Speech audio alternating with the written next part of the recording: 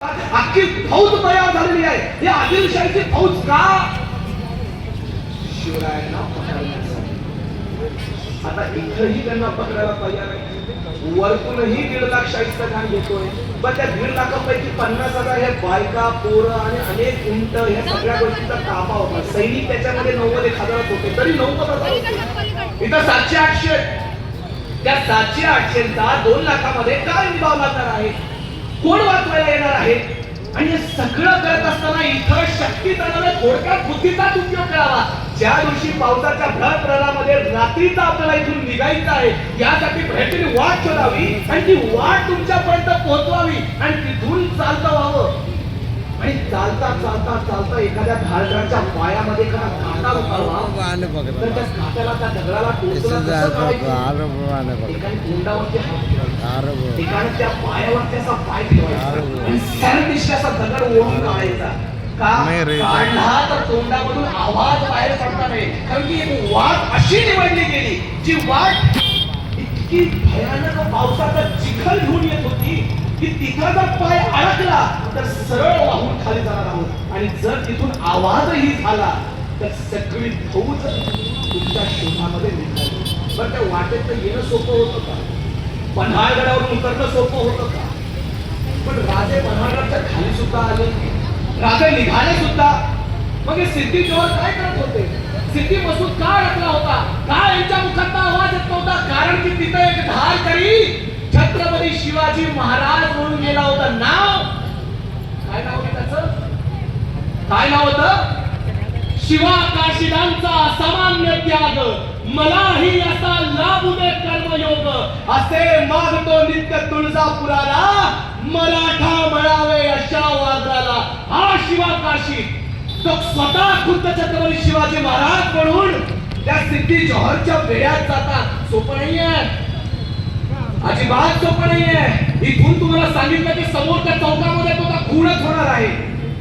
आपण पळवाट शोधावं की इकडून गेल्यानंतर वाचणार आहे का इकडून गेल्यावरती वाचणार आहे, पण समोर जाणार नाहीये. समोर शत्रू उभा आहे, त्या शत्रूच्या समोर जावं आणि त्यांच्यासाठी तो योद्धा आहे का? नाही, एक नाविक आहे ज्याने कट्यार उत्तर हातात घेतलीच नाही, तलवार तर खूप लांबची. मग त्यानं हे सगळं का करायचं? कारण की त्याला स्वराज्याची किंमत माहित होती. त्याला माहित होतं शत्रू बोध काय असतं. त्याला माहित होतं औरंगजेबाच्या दरबारामध्ये झुकलेला माना हे हिंदूंच्या सुद्धा आहे. त्या बिजापूरच्या खिंडीमध्ये, त्या बिजापूरच्या सरदारांच्या मांड्यामध्ये हिंदूंची मस्तकं सुद्धा झुकलेली असतात. त्या पोर्तुगीजांच्या घरांमध्ये हिंदू सुद्धा काम करतात. आपण त्या हिंदू पैकी नाहीये. जिथं आमची गर्दन झुकली आम्ही त्या हिंदू पैकी आम्हाला म्हणायचं. जिथं आमची गर्दन उडवली तरी आम्ही स्वतःला गर्वाने धारकरी आणि सनातनी म्हणून तो हिंदू आम्हाला व्हायचंय. आणि तेच त्यांनी केलं. शिवा काशीदांनी जो त्याग दिला तो फक्त इतिहासाच्या 4 वाक्यामध्ये संपतो, पण ही संपणारी गोष्ट नव्हती. एक माणूस महत्वाचा असतो. इतिहासामध्ये लढायांमध्ये एक छोटाशी गोष्ट, एक एवढी कणाभर, जर ती कणभर गोष्ट झाली नाही तर इतिहास वेगळ्या वळणावरती जाऊ शकतो. मग महाभारत घ्या, रामायण घ्या. एका पक्षाने जर फक्त माता सीतेचा शोध घेतला नसता आणि माता सीतेचा शोध घेताना तो खाली पडून तिथं कोसळला नसता तर रामाला कधीच माता सीता सापडली नसती.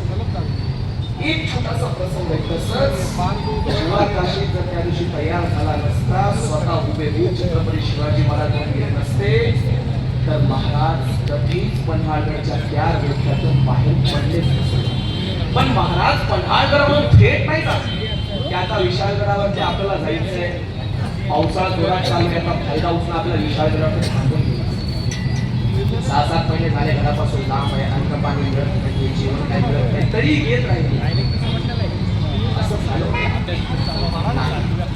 आता या ठिकाणी पन्हाळगडावर निघाल्यानंतर वाटेमध्ये खिंडीमध्ये बसावं आणि छत्रपती शिवरायांच्या कानावरती आवाज पडावा. कारण तिथून सिद्धी जोहर निघालाय, सिद्धी मसूद निघालाय. 35,000ची फौज आणि अगदी 600 मावळे त्या घोडखिंडीत येतात आणि अचानक मुखात आवाज येतो, राजे पुढे जा. तो आवाज होता जटाधारी, तो शेंडीधारी, जनेवधारी. त्याचं नाव बाजी प्रभू देशपांडे बुखाटा आवाज द्यावा, गर्जना निघावी. त्या पावसाळ्याच्या पाण्यामधून आवाज निघत चालला होता की राजे तुम्ही पुढे जा, पालखी सर्विस थांबवावी.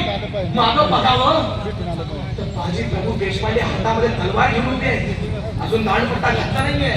तलवार घेऊन चालते होतात आणि सांगतायत की राजा तुम्ही विशाळगडाकडे जा. शत्रूच्या तापाचा आवाज येतोय ना, हे शत्रू कधी इथपर्यंत पोहोचतील. आणि इथंच आपलं सोडायचं स्वप्न. छत्रपती शिवरायांच्या वाट्याला हे इतिहास येऊच नाही असं वाटत होतं, कारण की श्रीकृष्णालाही रणछोड दास म्हटलं गेलं, तसं माझ्याला राजाला कोणी रणछोड दास म्हणू नये. म्हणून राजा तिथं खंबीरपणे उभा राहिला. आधीच आम्ही आमच्या शिवकाशीला मृत्यूच्या मुखी कोणी फेकून आलोय आणि तुला वाटतं की आम्ही तुमचाही या ठिकाणी असाच जीव द्यावा. माणसं एवढी स्वस्ताने मिळत नाही आणि तुम्ही आमची भावंड आणि ती सगळी रायस बांधव सेना, गावाडे सरकार सगळे उभं राहिले आणि सांगते झालं, विनंती केला, पाया पडला आणि तिथूनच एक बाण चालला आणि त्या बाणानं मस्तकामध्ये शिरावं. पण आमचा मावळता धारातीर्थ धारकरी पडावं. त्याच्यामध्ये चालू असलेला वाद बाजी प्रभू देशपांडेला सहन होईना. अखेर बाजीच्या मुखात आवाज आला, राजे वडिलांच्या वयाचा यावेळेस एवढी आमची आज्ञा स्वीकारा आणि आज्ञा स्वीकारून घेत असाल तर आज्ञा करतो आहोत. राजा जा, पन्हाळगडात सोडा आणि विशाळगडावरती गेलं तर तोफेच्या 5 बार द्या. याद राखा, लाख मेला तरी चालेल, लाखाचा पोशिंदा जगला पाहिजे. राजा जा, विशाळगड वाचवा. राजा तुम्ही वाचा. दर्या ज्यावेळेस एखाद्या मालवंताला स्पर्श करते मानस सरकत असते ना, त्यावेळेस दर्यावरचे वेदना होत असतात. त्या वेदना माझ्या राजाच्या हृदयात होत होत्या. त्या वेदना माझ्या छत्रपतीच्या काळजाला होत होते. कारण की समोर मृत्यू आहे. सेना 1-2 नव्हे, 35,000ची सेना आणि त्या सेनेमध्ये आम्ही आमच्या धारेकरांना मृत्युमुखी पडायला सोडून जाऊ. इतिहास आम्हाला क्षमा करणार. स्वतःच्या लोकांवरती इतकं प्रेम, स्वतःच्या रयतेवरती, आपल्या धारकरांवरती इतकं प्रेम, इतका जीव ओढून टाकावा, शेवटी दगड ठेवावा काळजावरती आणि त्या खिंडीवरती असा स्पर्श महाराजांचा फिरला आणि दुसऱ्या बाजूला कोण घेऊन घेतला आमच्या बाजूकडे आणि इथून आमचे राजे निघाले. तुम्हाला काय वाटतं की राजे निघाले थेट विशाळगडावरती पोहोचले? नाही हो. विशाळगडच्या पायथ्याला सूर्यराव पिसाळ उभा आहे, चंद्रराव आहे, हे सगळे कोण आहेत? हिंदूच आहेत. पण म्हणतो ना, स्वाभिमान